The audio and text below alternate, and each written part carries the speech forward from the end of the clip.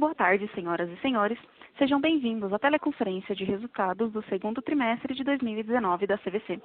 Estão presentes hoje conosco os senhores Luiz Fernando Fogaça, diretor-presidente, e Leopoldo Saboia, vice-presidente administrativo, financeiro e de relações com investidores. Esse evento também está sendo transmitido simultaneamente pela internet via webcast, podendo ser acessado no endereço www.cvc.com.br/ri, clicando no link Webcast 2T19. Os slides da apresentação estão disponíveis para download na plataforma de webcast. As informações estão disponíveis em reais e foram preparadas conforme as práticas contábeis adotadas no Brasil, baseadas nos pronunciamentos, orientações e interpretações emitidos pelo Comitê de Pronunciamentos Contábeis. Antes de começar, gostaríamos de mencionar que eventuais declarações durante essa teleconferência relativas às perspectivas de negócios da CVC, projeções e metas operacionais e financeiras, constituem-se em crenças e premissas da diretoria da companhia, bem como em informações atualmente disponíveis. Considerações futuras não são garantias de desempenho. Elas envolvem riscos, incertezas e premissas, pois se referem a eventos futuros e, portanto, dependem de circunstâncias que podem ou não ocorrer. Investidores devem compreender que condições econômicas gerais, condições da indústria e outros fatores operacionais podem afetar o desempenho futuro da CVC e podem conduzir a resultados que diferem materialmente daqueles expressos em tais considerações futuras. Agora, gostaria de passar a palavra ao Sr. Luiz Fernando Fogaça, da CVC, que iniciará a apresentação. Por favor, Sr. Fogaça, o senhor pode prosseguir. Boa tarde a todos. É com satisfação que iniciamos a conferência para discutir os resultados do segundo trimestre da CVC Corp.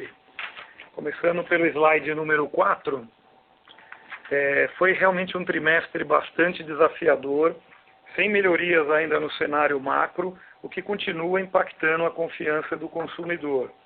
No caso específico da indústria do turismo, pela primeira vez vimos a saída total do mercado em menos de um mês de um player com quase 15% de participação no segmento doméstico, que levou a oferta a patamares similares a 5 anos atrás, tendo como consequência direta um forte aumento de preços, principalmente para viagens num período entre 60 e 90 dias. Junho apresentou uma queda de oferta de 9% e uma ocupação recorde para o setor aéreo de quase 85% em plena baixa temporada. Alguns destinos do Nordeste foram os mais afetados. Cidades como Salvador, Recife e Fortaleza, a queda de oferta foi de cerca de 20%, com aumentos de preços na ordem de 60%, impactando de forma mais severa o segmento de lazer, mais sensível a preço. Existe uma sinalização das companhias aéreas domésticas de aumento da oferta em cerca de 30 aeronaves, a ser concluída nos próximos 90 dias, aumentando a oferta principalmente a partir do quarto trimestre, o que deverá levar a uma estabilização do mercado. Estimativas de mercado indicam que após a entrada em operação dessas aeronaves adicionais, levaria a um aumento da oferta do quarto trimestre em cerca de 7% em relação ao mesmo período de 2018, enquanto que já no primeiro trimestre de 2020, a oferta deva ficar cerca de 10% acima do primeiro trimestre de 2019. Por outro lado, o segmento corporativo, menos sensível a preço, se beneficiou do aumento das tarifas, e a CVC Corp, através de suas marcas Rextur Advance e Esfera Tour, capturou esse crescimento, de tal forma que o grupo cresceu reservas em 11% no segundo trimestre no Brasil. A estratégia da CVC Corp de diversificação das fontes de receita permitiu manter o ritmo de crescimento, uma vez que os negócios são complementares e impactados de forma distinta pelo ambiente macroeconômico. Colocamos nesse segundo trimestre foco total no atendimento e resolução dos clientes que tinham comprado bilhetes da Avianca. Já solucionamos mais de 90% dos casos, cerca de 180 mil passageiros, sendo que em 75% dos casos o cliente optou por agendar nova viagem ou manter o crédito com a CVC para uma futura viagem. A estabilidade do Net Promote Score, NPS, em 84, índice similar ao período anterior à crise, nos dá o conforto que conseguimos, mesmo num período bastante adverso, prestar o melhor serviço aos nossos clientes.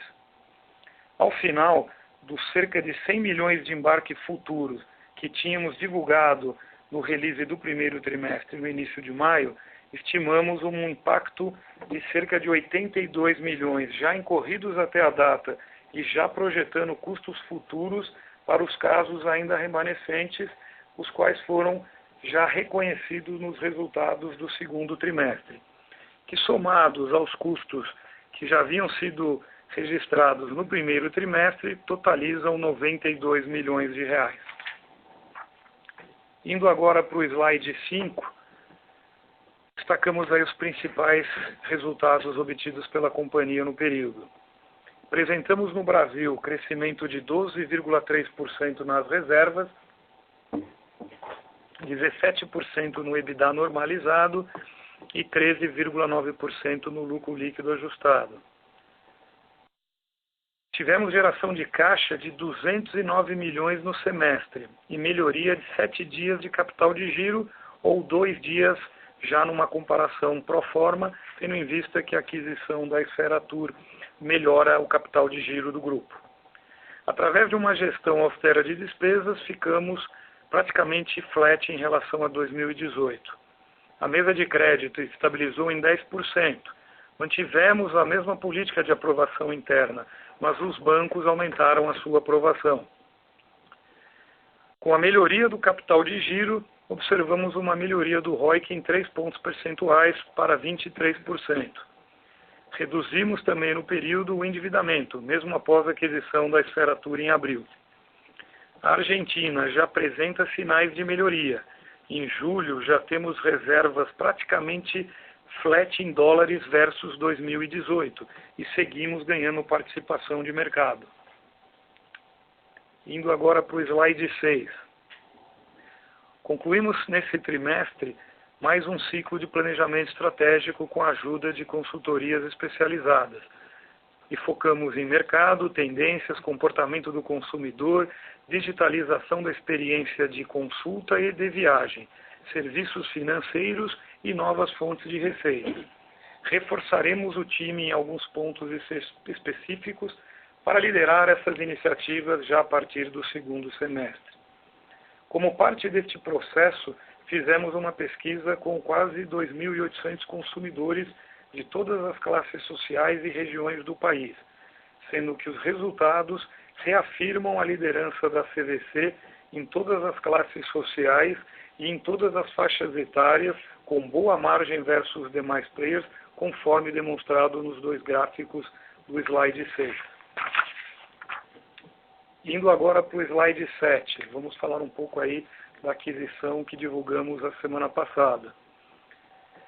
Conforme já anunciado, informamos aí o aceite de uma proposta vinculante por parte do Grupo Iberstar para aquisição da Almundo, incluindo as operações da Argentina e do Brasil, reforçando nossa estratégia de expansão internacional e de digitalização das nossas plataformas de turismo, criando uma melhor experiência on e off de compra e de viagem em toda a jornada do consumidor. Almundo construiu uma marca moderna e de alta reputação no mercado argentino, com uma plataforma baseada nas mais modernas tecnologias e funcionalidades, de forma totalmente omnicanal. A plataforma da Almundo no Brasil servirá como base para a nova plataforma da Submarino Viagens. Com essa aquisição, a CVC Corp dobrará sua presença no mercado argentino, indo para cerca de 16%. Indo agora para o slide 8, vamos falar um pouco das entregas digitais aí no semestre. Fizemos aí no segundo trimestre uma maratona digital de inovação chamada de Hackathon CVC, onde 9 equipes trabalharam durante 27 horas ininterruptas para um desafio de inovação para a criação de um produto online para intercâmbio.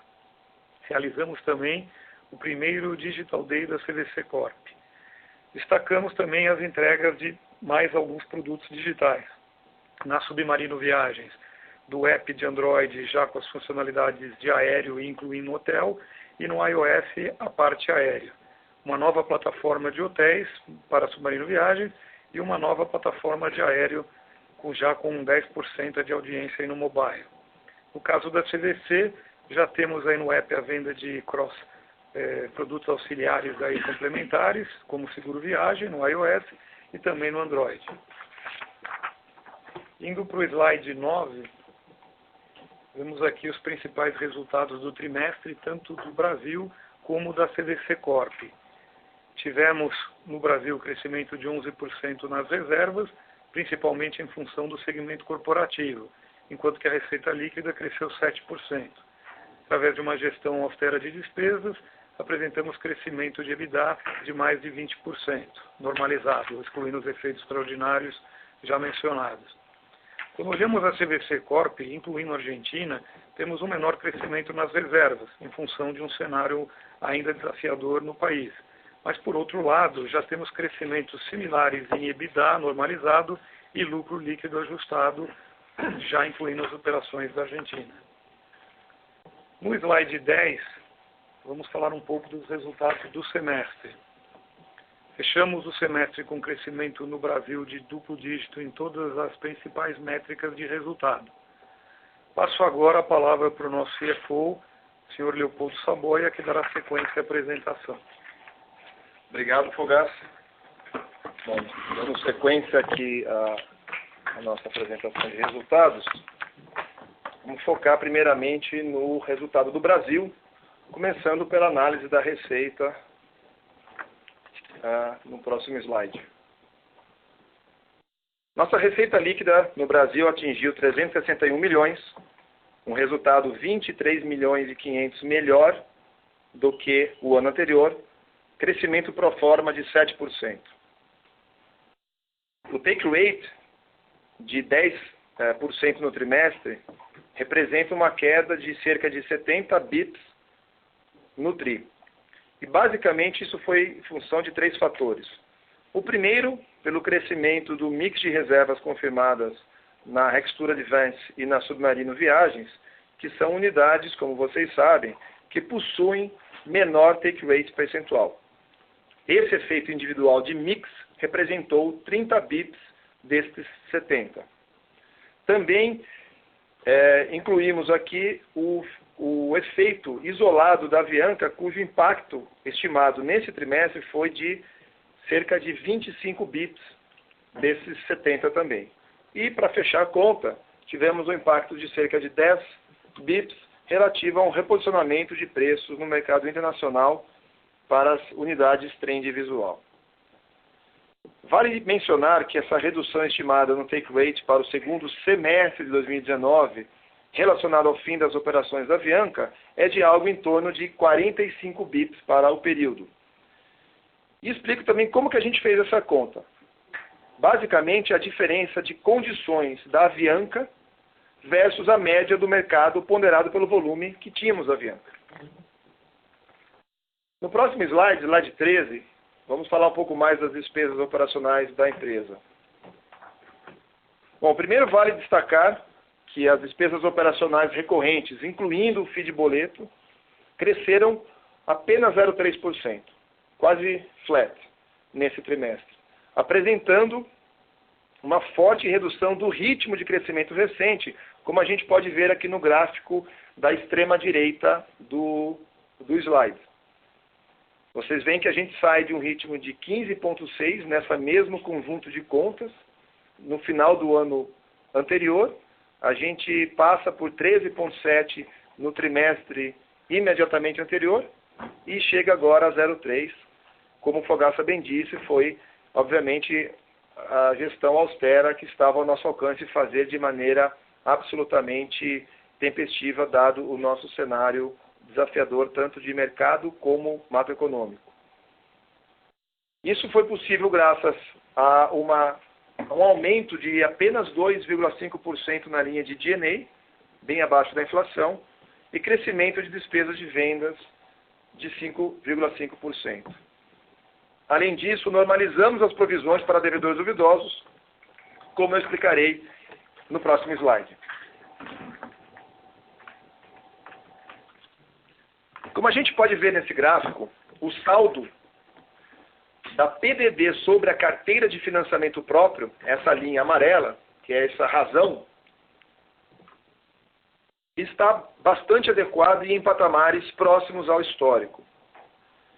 Vale dizer que essa provisão é feita com base, primeiro, numa visão retroativa das safras totalmente maduras até o momento, que seguem em patamares estáveis, e complementada por uma visão perspectiva a partir das safras mais recentes, que também estão apresentando uma performance insatisfatória e, na verdade, na margem, um pouco melhor do que o final do ano passado. Também vale lembrar que a partir do final do primeiro trimestre, conforme nós falamos para vocês, nós passamos a trabalhar também como primeiro aprovador, o que eu costumo chamar de água limpa, que apresenta menor inadimplência, por ser uma carteira de menos risco. E reforço também que a companhia continua aperfeiçoando seus processos, sistemas e informações relacionadas à gestão de crédito e cobrança. É oportuno mencionar que, em relação a esse patamar histórico de 11%, 12%, que toda vez que vocês forem comparar com financeiras de outros varejistas, sobretudo de eletroeletrônicos, por exemplo, há de se lembrar que no caso de turismo, cerca de 15% da produção de cada safra acaba sendo cancelada antes do embarque por conta de inadimplência, o que mitiga bastante a perda desse tipo de carteira. E, por fim, vale dizer que a participação do financiamento próprio, que é essa linha aqui embaixo, que a gente destaca que sai de 5% no começo de 18 e está agora em 10%, ela acabou tendo uma redução na margem em relação ao trimestre anterior, ficando em 10%. Também comento que o nível de aprovação das nossas financeiras parceiras melhorou 3 pontos percentuais e a CVC atuou como primeiro aprovador em 1,7 ponto percentual desses 10 pontos que é a participação da nossa financeira interna em relação à venda total. No próximo slide, falando da composição do EBITDA, como consequência de todos os itens anteriores que eu mencionei, o nosso EBITDA normalizado da CVC Corp Brasil foi de 126 milhões no trimestre, representando um crescimento de 22% em relação ao ano passado. No semestre, esse crescimento foi de 17%, atingindo 329 milhões de EBITDA no período. Saliento que a margem EBITDA no trimestre cresceu 4,3 pontos percentual e também, por fim, vale ressaltar que esses resultados eles não levam em conta o efeito extraordinário de 82 milhões referente a reembolsos e reacomodações. Igualmente, no próximo slide, esse mesmo comentário também vale, que esse efeito não está levado em consideração na visão de lucro líquido, que nesse segundo trimestre, o nosso lucro líquido ajustado, ele cresceu 5,2% em relação ao ano anterior. Esse menor crescimento deve-se, em primeiro, ao aumento das despesas financeiras líquidas e ao aumento das despesas com amortização do PPA, né, que é a parcela aí alocada a preço dos nossos M&As, da ordem de 7 milhões nesse período, maior que o ano passado, basicamente referente às empresas da Argentina e Esferatur, que não tínhamos essa amortização no período do ano passado. No primeiro semestre, o crescimento pro forma foi de 13,9% do lucro, atingindo 150 milhões de reais. Indo para o próximo slide, comento agora sobre a Argentina.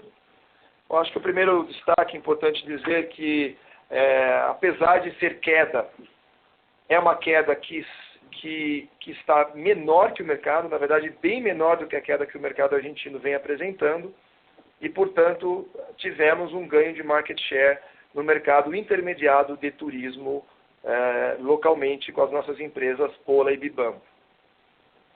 Apesar dessa queda, também vale destacar que o prejuízo ficou praticamente estável no primeiro semestre e que as reservas do mês de julho do mês de julho já estão praticamente no mesmo patamar das reservas do mês de julho de 2018, mostrando que o mercado começa a entrar num momento de inflexão.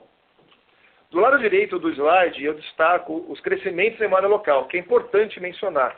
A gente sempre fala em reais, que acaba sendo uma moeda forte para o mercado argentino ou mesmo em dólar, mas também é importante demonstrar a performance em moeda local, ou seja, em pesos.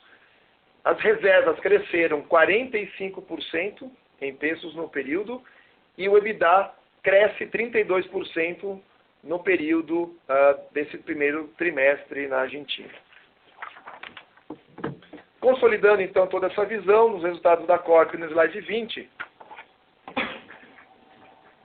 não vou passar por cada um dos números que nós já mencionamos anteriormente e destacaria talvez aqui a nossa performance de EBITDA normalizado no semestre, que atingiu 17% do grupo como um todo, que é um resultado bastante sólido frente a todo o cenário macro e setorial que enfrentamos.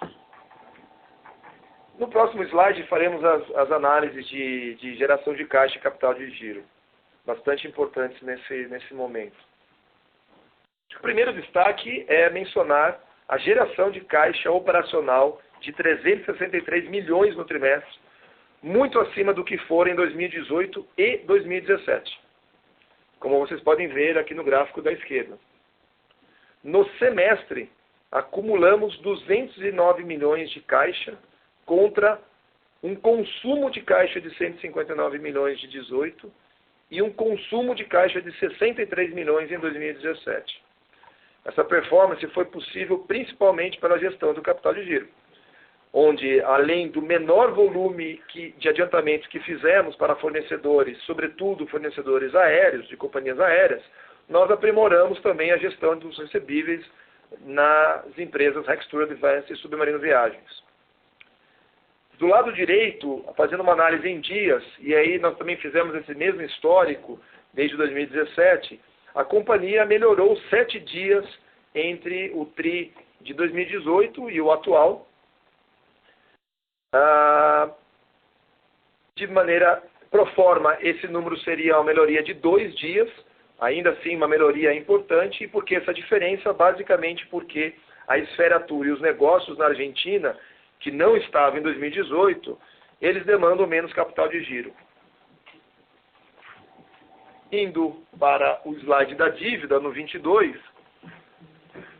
é importante salientar que nesse trimestre nós reduzimos a nossa alavancagem em 0,26 vezes o EBITDA, em relação ao TRI imediatamente anterior, e nós alongamos o perfil da nossa dívida com a quarta emissão de debêntures, como vocês podem ver aqui na tabela no gráfico da direita, e praticamente com o mesmo custo que tínhamos anteriormente. Aproveito para também destacar a despesa financeira, que cresceu 23% no segundo trimestre de 2019, em função de menor receita financeira advinda dessas antecipações, como eu comentei, a fornecedores que foram menores, e também o aumento do endividamento médio em cerca de 600 milhões, aumentando consequentemente o serviço da dívida na ordem de 8 milhões entre os trimestres. E por fim, eu apresento o nosso ROIC, que teve uma melhoria de 3 pontos percentuais entre o Q1 e Q2, e essa melhoria foi praticamente toda advinda da melhoria do capital investido, que reduziu nesse período num patamar de mais ou menos 300 milhões, um pouco mais, são 330 milhões precisamente, o que melhorou o capital empregado no período. Tendo dito isso, eu passo agora para a sessão de perguntas e respostas e estamos aqui à disposição. Muito obrigado. Obrigada. Agora abriremos a sessão de perguntas e respostas. Para fazerem perguntas, por favor, pressione *1. O senhor Robert, do Bank of America, gostaria de fazer uma pergunta. Boa tarde, obrigado pelo tomar minhas perguntas. Fogassa, por que vocês estão prevendo uma pressão no take rate maior no segundo semestre e onde você espera uma estabilização do take rate a longo prazo, por favor? Oi, Robert, tudo bem? Na realidade, a gente está falando aí do tema da Avianca, né? Que se você falar que ele foi 25 points e agora ele vai ser 45, basicamente em função de que no segundo trimestre o que passa pelo resultado das empresas de lazer, que é pelo embarque, ainda não foi capturado integralmente. Então, o efeito no terceiro e no quarto tri, e também tivemos um mix maior da própria Avianca na segunda metade do ano, principalmente no quarto trimestre. E a longo prazo, onde você espera uma estabilização? Aí vai depender do mix entre os produtos e os canais, né, Bob? Quando a gente olha individualmente, se você olhar o PVC, ela mantém estável dentro do segmento nacional e dentro do internacional. Mas como você vê aí que agora, por exemplo, dentro de um cenário de alta volatilidade do câmbio, em função da redução da oferta no doméstico, a gente vê um crescimento do internacional bem maior do que do doméstico e, obviamente, o take rate do internacional é menor do que o doméstico. A gente vê também um crescimento do corporativo maior do que o lazer, que também tem um take rate menor do que o take rate da CVC lazer, principalmente. Então, eu acho que se a gente olhar de forma individual, a gente não está prevendo grandes oscilações dentre as empresas ou dentre os produtos. Só que esse mix de canal e esse mix de segmento, ele flutua de acordo aí com variáveis externas, que é difícil de prever. Obrigado, ficou claro. E Fogaça, sobre o mundo, na lógica parece totalmente claro, né? Mas você como planeja manter seu pessoal técnica e outros talentos críticos da plataforma do mundo? E também, o que precisam fazer para trocar quanto tempo precisam para trocar a plataforma de viagens e CVC? E quanto tempo, e quais novas funcionalidades vocês esperam, por favor?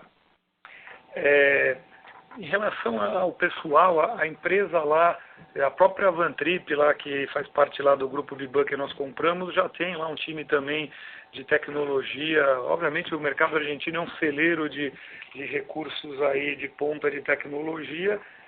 O mundo tem também um time bastante robusto que começou como uma startup e temos lá várias pessoas aí atuando com bom desempenho. O que a gente tem durante os próximos 90 dias é uma diligência que vai cobrir aí aspectos contábeis e fiscais e, em paralelo, nós vamos estar fazendo toda a análise do time, da estrutura e já tem previsto aí também um retention para os principais executivos. E acreditamos que a CVC no Brasil já tem uma posição de liderança, tem consolidado aí o mercado, então atrai muitos talentos. A Argentina, já tínhamos duas marcas, duas empresas aí também dentre as líderes do país e agora colocando mais uma para dentro aí que tem aí também todo um apelo de ser uma marca B2C, de ter todo um tema mais avançado na parte tecnológica. A gente cria um grupo na Argentina agora aí de quase $1 bilhão, ou seja, uma empresa robusta, com tecnologia de ponta, com acesso a condições comerciais aí através da CVC Corp e através da junção das três empresas na Argentina. Acho que a gente tem todos os elementos aí para não só manter os times que já estão lá, como atrair ainda mais recursos para as nossas equipes e também ajudar aqui até nos desafios do Brasil, né?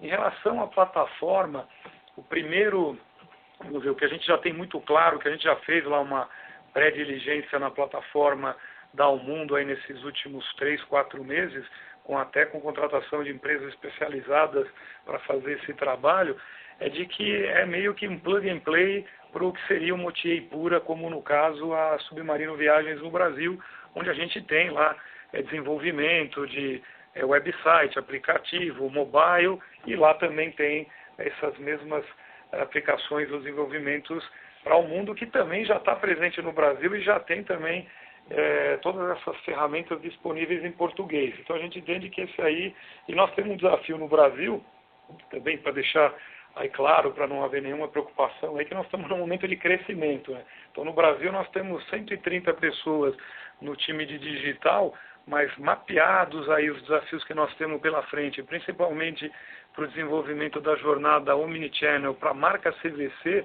nós teríamos que subir já esse time para cerca de 200 pessoas. E, obviamente, o desafio para contratar 70 pessoas, 60 pessoas a mais na área de tecnologia, num momento que o mercado nessa área está bastante ativo, é um grande desafio. Com a entrada de um time de quase 150 pessoas na Argentina, a gente consegue fazer uma complementariedade e alocar recursos do Brasil, eventualmente, para trabalhar na cvc.com. Nós também acabamos de fechar aí o programa de fidelidade com o Banco Santander, que também vai precisar ter aí squad dedicado, e estamos aí negociando outros aí que virão, que também vão precisar sempre aí de times dedicados, né?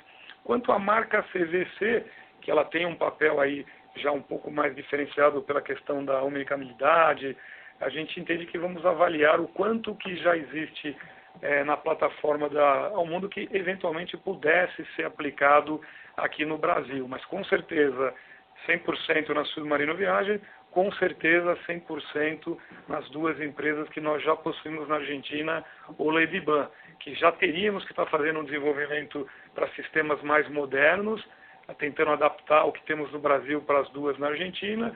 Lá eles já têm isso pronto, com, vamos dizer, os desenvolvimentos feitos para as necessidades do consumidor argentino e já também com uma plataforma totalmente entregada ao SAP. Então a gente consegue lá, provavelmente aí até o fim deste ano, conseguir implementar esta plataforma para a Ola e para a Biban. E começar também esse desafio aí para a Submarino Viagens, que eventualmente fique aí para o começo do ano que vem. Muito útil, Fogaça. Obrigado.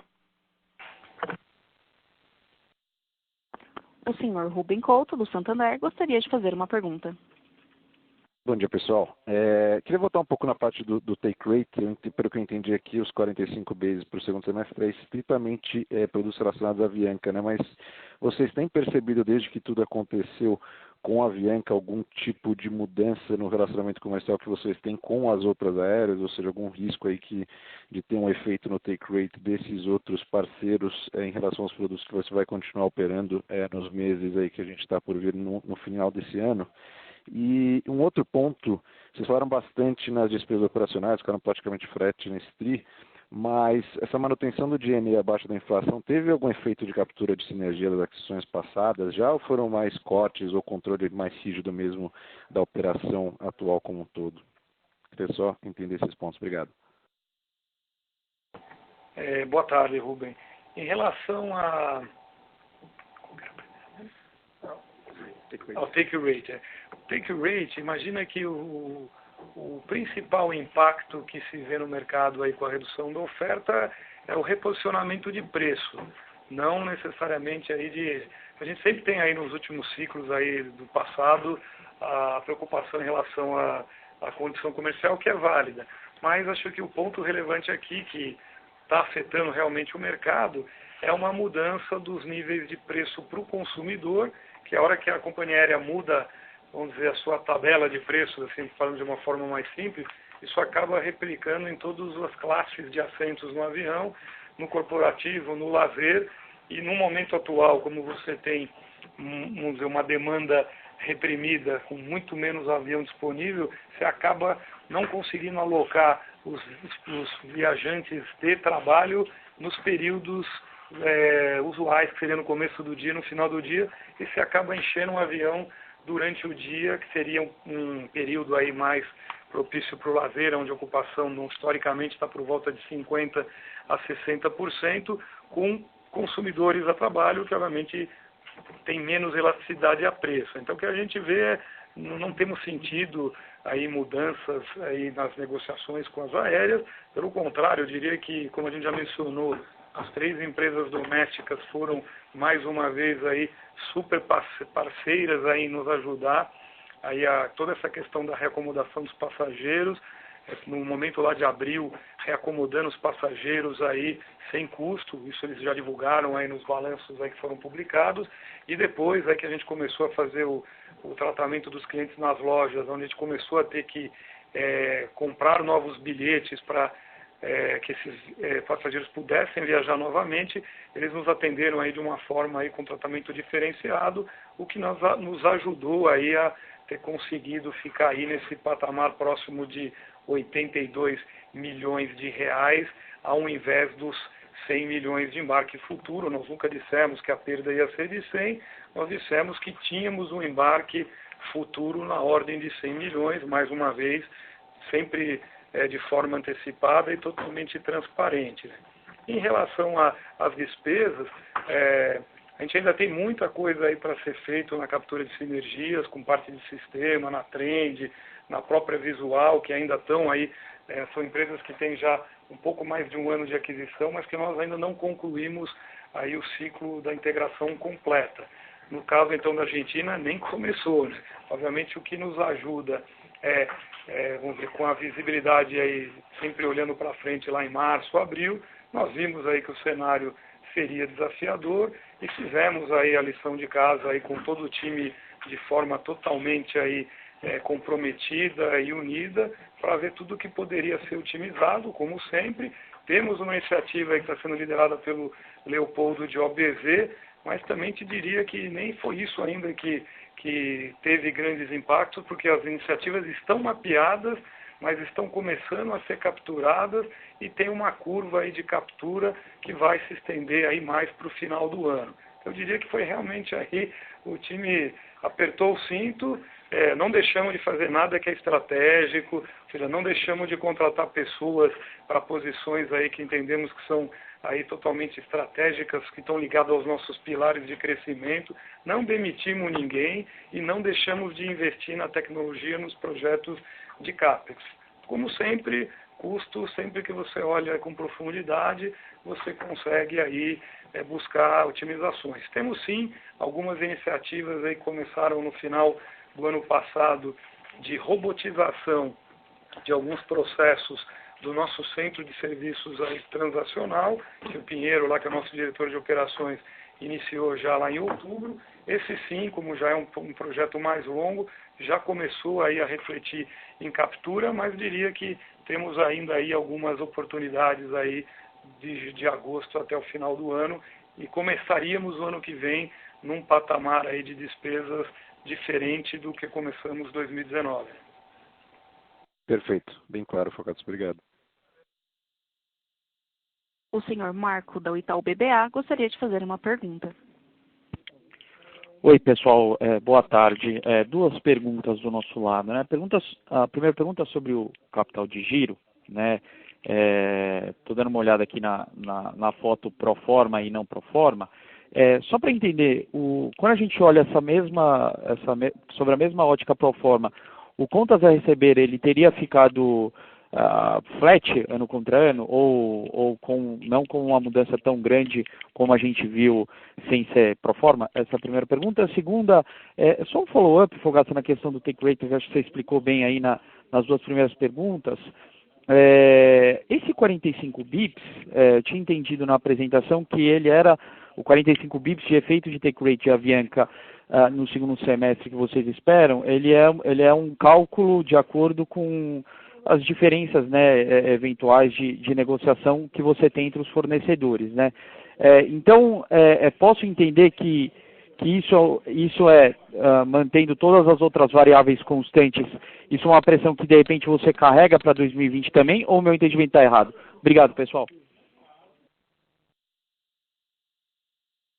Ô Marco, boa tarde. Na realidade, o cálculo aí do impacto da Avianca, ele leva em conta as diferenças de tarifas e o mix, mas também leva em conta quanto dessa diferença de tarifa você repassou para preço e quanto você repassou para margem. Mas sim, você está correto.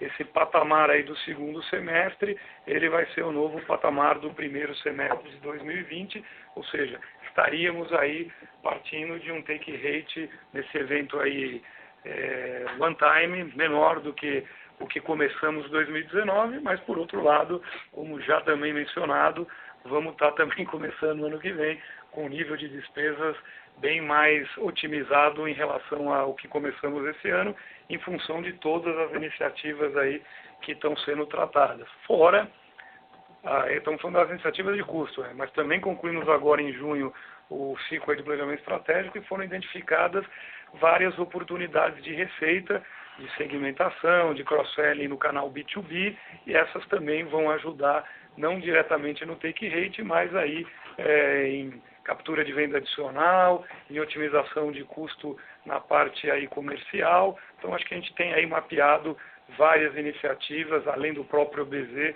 para nos ajudar aí a mitigar esse efeito já conhecido do take rate. Oi, Marco, sobre a tua primeira pergunta do capital de giro, se eu bem entendi, você quer ter uma ideia qual seria no efeito pro forma o contas a receber, né? O 82 dias que você vê do Q2 do ano passado, ele seria 79 dias pro forma Q2 19, ou seja, teria sim já uma melhoria de 3 dias somente no contas a receber, que conversa com os 37 pro forma do Q2, no consolidado. Respondido? Respondido. Perfeito, pessoal. Super claro. Obrigado. Só complementando, né, a questão do capital de giro, obviamente, como a gente já tem conversado aí com vocês aí há algum tempo, a gente tem esse ano uma meta bem clara para cada unidade de negócio, para a companhia como um todo.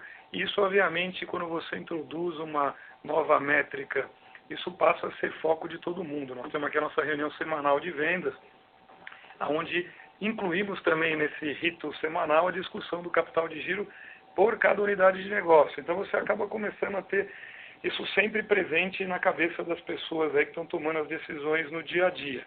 Obviamente, nós ainda não, vamos dizer assim, implementamos algumas coisas que já estão mapeadas, que precisavam até de mudanças nos nossos sistemas, e já estão feitas, testadas, mas obviamente nesse ambiente aí desafiador aí, econômico e pontual da indústria aí na questão da redução de oferta, a gente deixou isso mais para o segundo semestre para evitar aí qualquer impacto, por menor que seja, na venda. Dado que a gente viu aí já com, vamos ver, todos aqueles temas que nós comentamos com vocês no ano passado, que tinham afetado aí principalmente o capital de giro e o fluxo de caixa, e que nós ressaltamos por várias vezes que eram temas pontuais, eles deixaram de existir.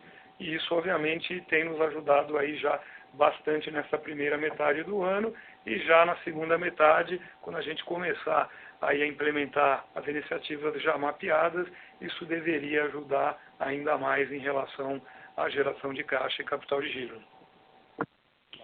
Legal, Fogaça. Obrigado. Super claro. A senhora Olivia, da JP Morgan, gostaria de fazer uma pergunta. Oi, boa tarde. Obrigada por pegar minha pergunta. Eu queria focar um pouquinho no online, se a gente pudesse entender um pouquinho mais se tem algum dos business que está drivando esse crescimento, né? Se a gente vê uma Livelo ou uma Submarino crescendo mais do que a média que a gente está vendo de crescimento. E o segundo ponto, voltando para a aquisição da Argentina, se a gente pudesse entender também, obviamente que não foi completada ainda, mas dessa aquisição nova, de onde que a gente deveria ver as maiores fontes de sinergia, principalmente com o business do Brasil, né? Se a gente tem integrações aqui do business online feito, o que a gente deveria esperar do business bricks and mortar. Obrigada. Oi, Olivia, boa tarde.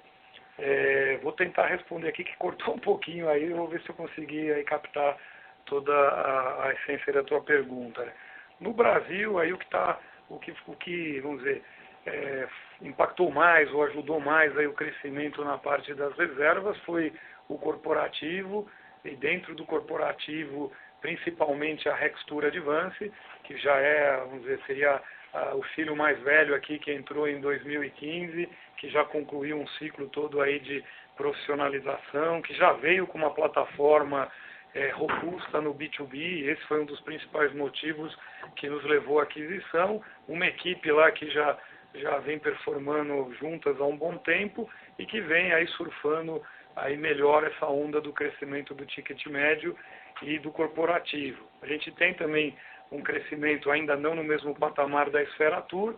Também um dos motivadores aí da aquisição da Esferatur foi o nosso entendimento que elas são complementares, uma mais forte no doméstico, outra mais forte no Inter, e temos no caso da Rextur um sistema super robusto que já está sendo implementado na Esferatur, já com previsão de início para setembro. Então a gente entende também que com esse sistema novo no ar, a Esfera Tour vai ter muito mais facilidade em fazer a reserva, em encontrar as melhores tarifas e muito menos necessidade de intervenção humana. Vimos ainda aí no Brasil o online ainda com um crescimento aí também, apesar de ser uma operação menor, com um crescimento robusto. A própria Livelo aí segue com um crescimento aí também bastante interessante.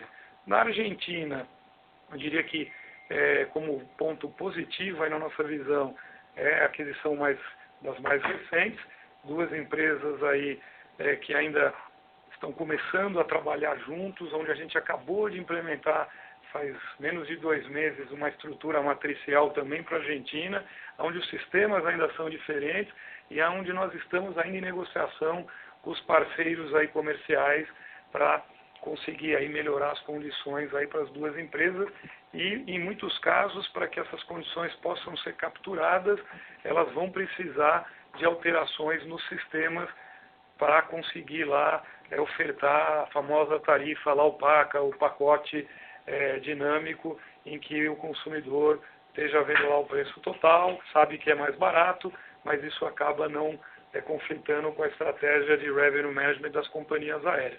Com a entrada da Almundo, a gente que tem um take rate maior do que as outras duas, justamente por ela já ter no sistema dela esse pacote dinâmico desenvolvido há um bom tempo, por ela já ter também lojas físicas e fazer essa interação do consumidor nas etapas da jornada aí, nas duas pontas, e também por ela já ter tido lá desenvolvimentos, como por exemplo lá um sistema de consulta de destinos pelos vendedores que conhecem mais aquele destino dentro da rede de franqueados ou de vendedores da Almundo na Argentina, através de uma plataforma que já busca lá conversão, venda, melhor performance para o vendedor com base naquele destino.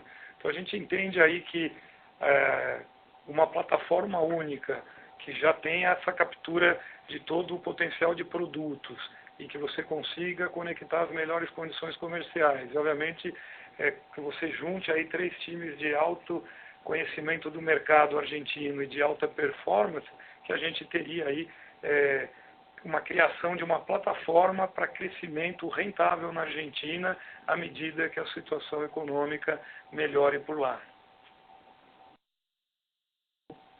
Tá ótimo. Só voltando no ponto do online no Brasil, minha pergunta era mais no ponto de vista se tem algum dos 3 business que se destaca em termos de crescimento aqui, quando a gente olha para uma Submarino, para uma Livelo e para uma CVC.com, se o crescimento ele é mais homogêneo entre as 3 plataformas ou se tem alguma que se destaca aqui. Obrigada. Eu diria que nesse momento ainda, de forma isolada, a que cresce menos é a CVC.com, porque é a que está com a plataforma ainda mais antiga, né? Se a gente for entrar lá no website, no próprio app, a gente está sempre fazendo os lançamentos, primeiro na Livelo, que nós temos um parceiro estratégico que apostou 100% na nossa plataforma e no nosso conteúdo, então a gente sempre iniciou todos os desenvolvimentos nessa marca e por conta disso a performance tem sido muito boa.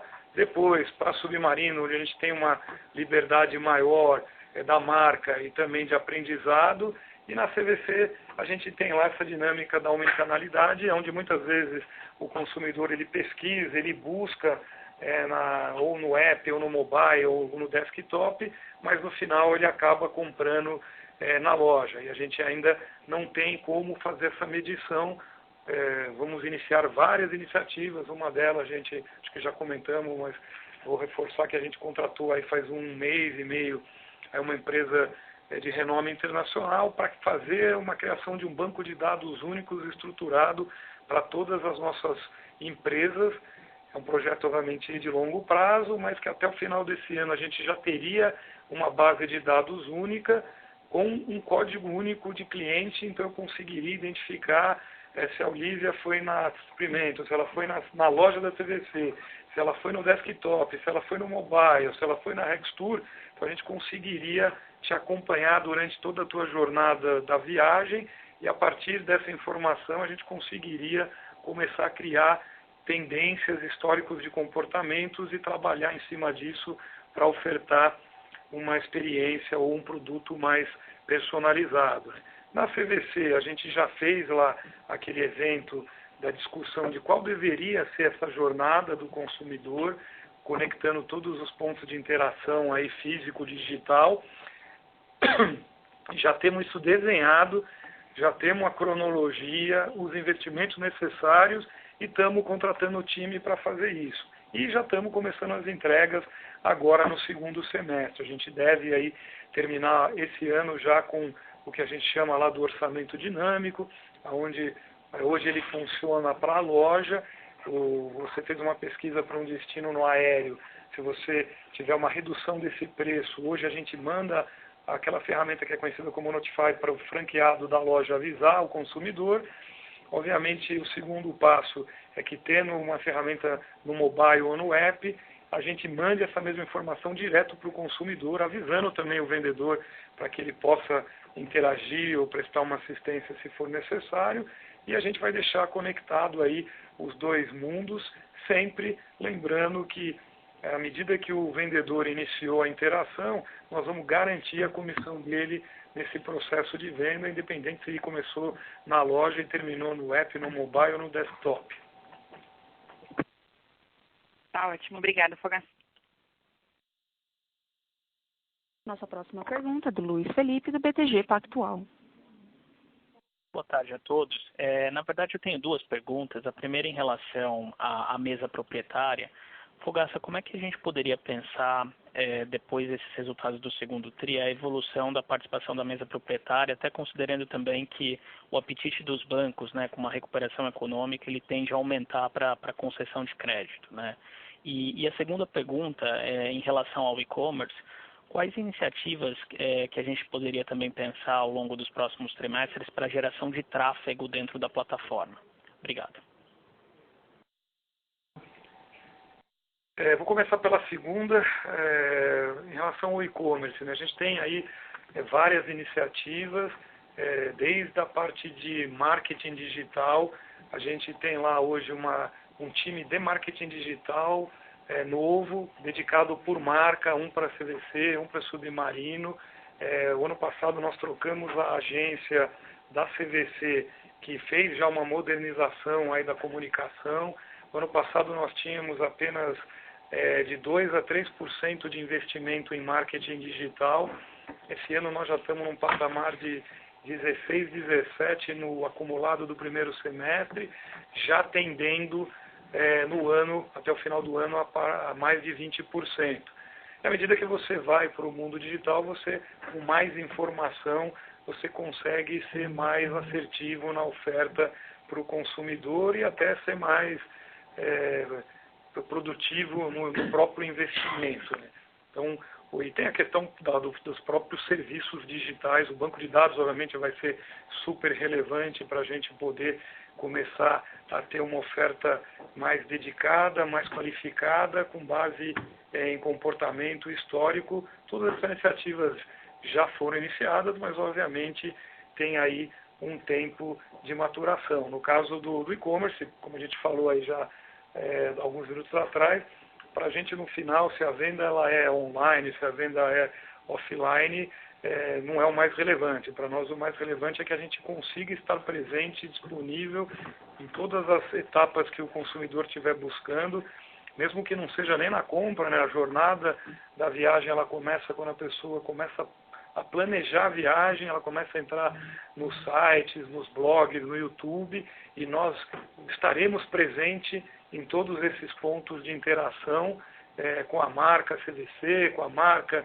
Submarino, no futuro com a marca Ao Mundo, depois no próprio processo de compra, depois durante a viagem também colocando lá o app disponível para dar dicas durante a viagem, para que você possa comprar shows, ingresso, traslado durante a viagem, e depois também vamos estar trabalhando nessa jornada, no retorno da viagem, de como é que a gente ajuda o consumidor aí a dividir essa experiência da viagem, que aí é super rica entre amigos, familiares, que também é um momento aí que todo mundo gosta quando volta de compartilhar esses momentos. Então acho que tem muita coisa aí que já foi mapeada e que já está sendo trabalhada. Estamos contratando gente no mercado aí com bastante experiência para nos ajudar aí nessas iniciativas.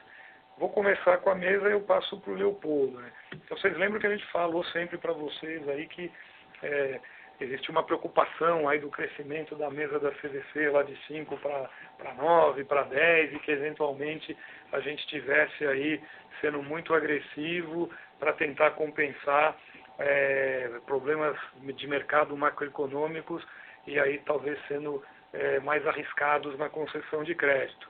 No final, aconteceu aí justamente o que a gente vinha sinalizando para vocês. De novo, a gente quer complementar a oferta, se é uma venda incremental, a gente disponibiliza com o score de crédito que a gente entende que é adequado e que nos permite ter não só uma venda incremental, mas rentável.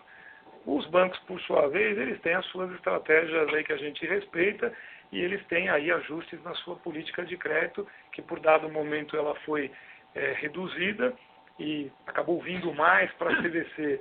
E por conta de ter vindo mais, nós aprovamos mais, não porque nós somos mais agressivos, mas porque entrou mais, mantendo a mesma política, como percentual da venda, o número obviamente aumenta. A gente falou para vocês aí no release do primeiro TRI de que eventualmente a gente poderia ir até 15%, não como um objetivo, mas sabendo que era uma preocupação de todos, dado aí a natureza da operação, obviamente ter aí um risco implícito, dizer, olha, nós nunca vamos passar de 15, a gente estava em 10, 11, como nós vamos começar a fazer a primeira aprovação também, não querendo ser algo core no nosso negócio, mas simplesmente para ter uma alternativa e ter o pulso do mercado também na primeira aprovação, foi simplesmente uma sinalização para colocar um máximo, não um objetivo, mas talvez tenha sido entendido aí como um objetivo e acabou também, infelizmente, gerando algum ruído aí nesse segundo trimestre. E vocês estão vendo agora que não só não foi para 15, como caiu para 10, e de novo, não porque nós reduzimos ou aumentamos o nosso rigor na aprovação do crédito, nós mantivemos aí o mesmo score, mas simplesmente porque os bancos aí também melhorando aí a sua aprovação, o Leopoldo e o time aí de finanças fazendo reuniões aí periódicas com os parceiros para melhorar a qualidade da informação, eles viram uma inadimplência melhor e aprovaram mais e acabou vindo menos para a gente, então é um ciclo aí que se autoajusta. Nós vamos aprovar menos para frente? Não, também, a gente dá o que vier. Observada a nossa política de crédito e observado aí os limites de perda e uma rentabilidade mínima, a gente vai seguir aí o que vinha fazendo até então. Acho que só complementando, acho que o Fogaça já cobriu bem o ponto. Acho que quando você pensa em futuro ou o que esperar da mesa, cada vez mais, acho que o primeiro movimento que a gente fez foi esse de trazer o nosso trabalho de uma financeira interna com bastante rigor, com bastante controle, com sistema, com processo, e é isso que é o foco atual da equipe. Para que esse trabalho de buffering do que é a atividade feita por parceiros, ela acontecesse da melhor forma possível. A tendência disso é uma visão mais de serviços financeiros e menos de mesa que a gente vai também colocar adiante. Isso faz parte da própria conceito todo de planejamento estratégico, foi uma dos outputs que a gente teve claramente como oportunidade, que tem a ver com cartões de crédito com bancos parceiros, passa por outros meios de pagamento, ou seja, nós também estamos olhando para essa questão não somente sobre a ótica específica da financeira de concessão para ser um substituto ou uma alternativa ao boleto ou ao próprio cartão, mas também numa visão mais amplificada de serviços financeiros, que é hoje uma agenda também nossa estratégica. Obrigado. Muito obrigado, Leopoldo e Fogaça. Super claro. Nossa próxima pergunta é do Sr. Richard, do Bradesco. Boa tarde, pessoal. Fogaça, eu queria só perguntar sobre o ambiente de demanda nas lojas ao longo do trimestre. muito claro que a Avianca teve esse impacto negativo. Acredito que provavelmente teve uma queda de fluxo e uma queda de conversão ao longo do trimestre. Você pode ajudar a gente a entender um pouco melhor qual fator teve o impacto maior na queda de same-store sales, e se vocês estão enxergando alguma melhora de fluxo de conversão ao final do trimestre ou em julho? Obrigado. Oi, Richard, tudo bem? Você está correto, né? Tivemos aí os dois efeitos aí nas lojas da CVC no segundo trimestre. Eu diria que o que mais afetou aí nesse período foi o fluxo do que a conversão. Eu diria que a conversão aí teve algumas flutuações, mas pequenas. Eu diria que tivemos momentos aí realmente de uma queda de fluxo maior, e depois aí com algumas iniciativas que a gente teve aí de marketing, de campanha. Nós lançamos uma campanha aí faz uns 15 dias aí nova, com mote lá de viajar faz bem à saúde. Fomos aí em vários meios, inclusive digitais, aqui, como a gente falou, está sendo também aí uma nova alternativa que a gente vem buscando, e isso deu aí um oxigênio adicional aí no finalzinho de julho. Então a gente vê aí realmente, com tudo que a gente vê aí na economia, as notícias, aí as expectativas aí do que vai vir ainda, mas você vê que o desemprego ainda não melhorou, e o crescimento aí da indústria ainda também não melhorou, e aliado a aumentos de preço muito altos aí que foram vistos aí na indústria, o consumidor do lazer, ele fala, pô, ele está pesquisando, mas se ele pesquisa aí, todo mundo pesquisa no site, nos apps, nos mobiles antes de ir para uma loja, né, em todas as marcas que estão disponíveis, se ele está vendo que está caro, ele já nem vai, né? Então a gente tem feito promoção aí com a ajuda dos nossos parceiros, mas vamos ver, isso deve melhorar mais quando a gente já tiver uma estabilização de preços para patamares aí mais próximos do que estava aí no final do primeiro tri. Perfeito, obrigado. E se eu puder só fazer um follow-up, o gráfico que vocês mostraram na página 7 do relatório sobre o crescimento de reservas brutas e líquidas, eu só queria ver se eu estou entendendo isso corretamente. Então, no terceiro tri, a gente provavelmente vai ver um nível de reembolso, cancelamento menor, então isso em si já deve ter um impacto positivo no crescimento de bookings. É isso ou tem alguma coisa que eu não entendi certo?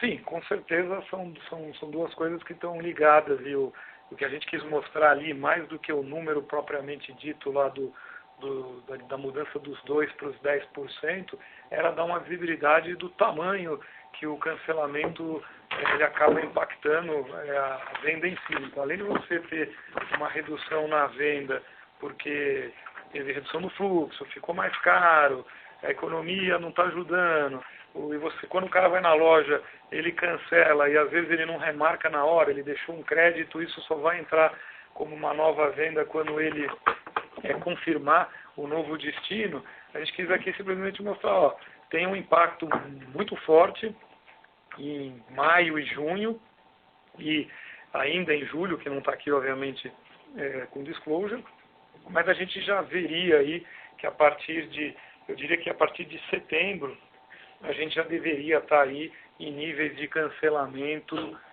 similares ao que vimos aí até março, que é bem flat, historicamente é um nível bem estável, não existe grandes oscilações. Tá ótimo. E só a última pergunta do meu lado. O guidance do impacto da Avianca no take rate no segundo semestre, só queria double check se isso é 45 basis points no take rate do Brasil consolidado ou só na linha de CVC Lazer?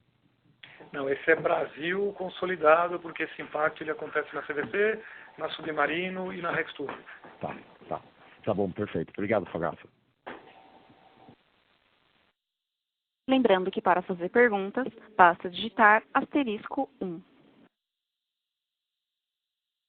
O senhor Rubem Couto, do Santander, gostaria de fazer uma pergunta. Oi, pessoal, obrigado pelo follow-up. Dúvida rápida, na verdade. Vocês começaram a abrir nas empresas financeiras agora uma taxa de serviços financeiros ali. Acho que no ano passado não tinha essa quebra. O que é exatamente essa linha no ITR? Parece que é um deságio de operações de cessão de creditórios. Pode só dar um pouquinho mais de cor? O que é isso que a gente pode esperar daqui para frente, nessa linha? Me ajuda, oi Rubem Leopoldo, qual é o valor exatamente da linha? Eu não tenho aqui a... Acho que no segundo TRI foi... no semestre deu 42 milhões de despesa. Despesa financeira? Isso. Só um segundinho aqui.